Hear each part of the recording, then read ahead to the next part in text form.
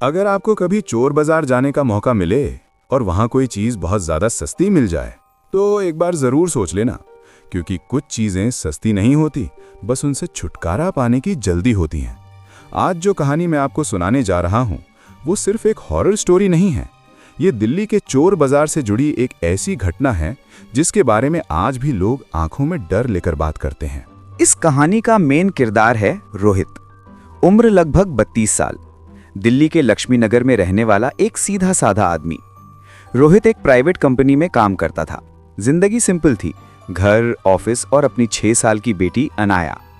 अनाया एक खुश मिजाज बच्ची जिसे डॉल्स का बहुत शौक था। हर बार जब रोहित ऑफिस से आता, अनाया एक ही बात पूछती, पापा आज मेरे लिए डॉल लाए? और रोहित हर बार मुस्कुराकर कह देता, नेक्स्ट टाइम बेटा। एक संडे रोहित का एक दोस्त बोला, यार चोर बाजार चलते हैं, सस्ते में सब मिल जाता है। रोहित ने सोचा शायद अनाया के लिए कोई अच्छी डॉल मिल जाए, और वहीं से शुरू होती है इस कहानी की सबसे बड़ी गलती। दिल्ली का चोर बाजार। भीड़, आवाज, पुरानी चीजें, हर दुकान पर हजार कहानियां। रोहित बस देख ही रहा था, तभी एक छोटी सी दुकान पर उसकी नजर पड़ती है। दुकान के कोने में एक फॉरेन लुकिंग डॉल रखी थी। सफेद चेहरा, बड़ी बड़ी आंखें, और अजीब बात ये कि उसकी आंखें सीधा रोहित को देख रही थीं। रोहित ने पूछा, भैया ये डॉल कितने की है? दुकान वाला थोड़ा घबरा सा गया और धीरे से बोला, बस 300 रुपए ले जाओ साहब। रोहित हैरान हुआ, इतनी अच्छी डॉल इतनी सस्ती? इतनी सस्ती क्यों? रोहित ने पूछा। सेलर ने नजर चुराकर कहा, बस घर में जगह नहीं। उस वक्त रोहित ने एक बात नोटिस नहीं की, दुकानदार की हाथ हल्की सी कांप रही थी। घर आकर रोहित ने डॉल अनाया को दे दी। अनाया खुश, बहुत खुश। पापा ये मेरी फेवरेट डॉल है। उस रात सब नॉर्मल था। डॉल ड्राइंग रूम में रखी थी, लाइट बंद, पूरा घर शांत। सिर्फ एक बात अजीब थी, रोहित को लग रहा था जैसे कोई उसे देख रहा हो, पर थकान थी और रोहित सो गया। अगली सुबह रोहित ने देखा डॉल थोड़ी सी घूमी हुई थी। उसने सोचा शायद अनाया ने खेली होगी। उस रात 12:30 बजे खटखट, किचन से आवाज। रोहित उठा, सब चेक किया, कुछ नहीं। लेकिन जब वापस आया, डॉल अनाया के कमरे के दरवाजे के पास थी। अनाया सो रही थी।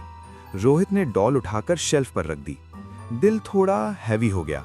तीसरी रात 2:47 AM। रोहित की आंख खुली। उसने सुना जैसे कोई धीरे से बात कर रहा हो, बच्ची की आवाज, मैं यहीं हूं। रोहित सीधा अनाया के कमरे में गया। अनाया सो रही थी, पर डॉल उसके बिल्कुल पास बैठी थी, और डॉल का चेहरा पहली बार मुस्कुराता हुआ लग रहा था। अगली सुबह रोहित ने पड़ोसी आंटी से बात की। उन्होंने डॉल देखी और एकदम चुप हो गईं।